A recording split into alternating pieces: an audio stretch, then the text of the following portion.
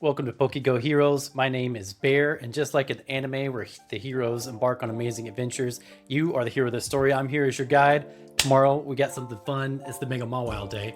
Anytime there's a new Mega, it's going to be taking over the block. I'm excited for it. I think it's going to be a good one. Let's go ahead and dive in with the details. And yeah, let's get in there. Here we are. All right, with the Mega Mawile Day, it starts on October 12th. So tomorrow, it goes from 2 p.m. to 5 p.m. local time.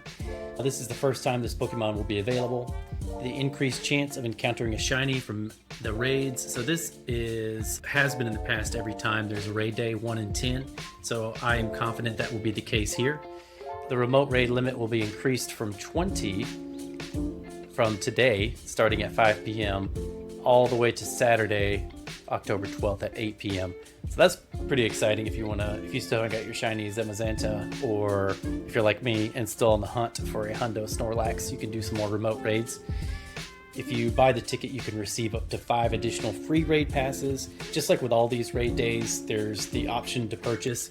I typically do if I'm going to go out for it, just because the value is there. The raid passes are much cheaper with the ticket. As we know, Mega Mawile is a steel and fairy type, which is a pretty rare combination. That makes it weak to fire and ground types. If you're wanting to know what the best counters are for this, you're going to want those fire and ground type moves. And so I think Mega Blaziken, Mega Groudon, Mega Garchomp, these are really going to shine. And so you could probably, from what I was reading online, you could probably 3-man it. If you all have optimal counters and are pretty high leveled up. But if you're a pretty casual player, nothing wrong with that. You just might need a few more people. So you're looking more like 5 to 7 people to get that done comfortably. There's the shiny sprite. I'm digging it. It's pretty exciting. I like those colors. I like Mega Mawile. I wish it would have had more PvP viability. So if you do buy the ticket, it's $5. You get 8 additional raid passes. That's almost half off right there. Plus you get an increased chance to get rare Candy XL, which is always great because you'll need those to level up Mawile past level 40. 50% more raid experience. Awesome. I know if you're like me, I'm still trying to reach level 50. I want to get there someday. And then 2 times the Stardust for the raid battles, which everybody needs Stardust. If you do go to the web store, then I would recommend that because you're going to get that extra pass. So that's great. Here's the top counters for Mega Mawile: Groudon, Shadow Groudon, Mega Blaziken, Mega Garchomp, Chandelure, Heatran, which hopefully you got that Shadow Heatran if you finished up the Giovanni quest line.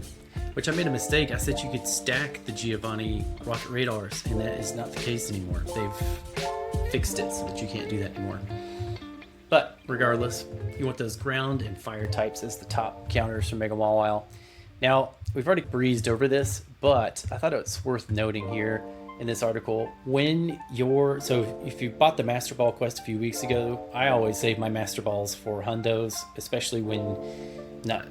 but when I have a Hundo encounter in a raid and I'm down to my last ball, and it's a Pokemon that I really want, I'll save the Master Ball. So it's worth remembering. 1360 CP is the Hundo for non-weather boosted, and 1700 CP is boosted by windy or cloudy weather. I know it's windy where I'm at, so I'm excited about that. The question is this Pokemon worth raiding? Personally, I like its design, I like its typing, so for me it's a definite yes. I like the shiny, I want to get it. I need to get the Mega and the shiny on my decks. For me, it's a no-brainer. But is this thing going to be the best raid attacker? No. The answer is no. It's not going to be the best at anything. But like I've said before,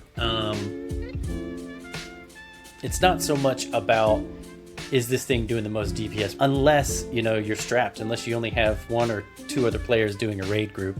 Then yeah, every little damage counts. But I know for me, that's not the case. And maybe if you're a rural player and it's just you out there, then yeah, 100%. You've got limited resources, you have every second of DPS counts, then boom, go for it. But if you can just build up your community around you or check on the app, Campfire, the Campfire app, Niantic's official app. You can build up community there. That would be the best way to get these kind of things done. But yeah, that's it in a nutshell. So like I said, if you like this kind of content, please subscribe. I'm trying to get up to 100 subscribers.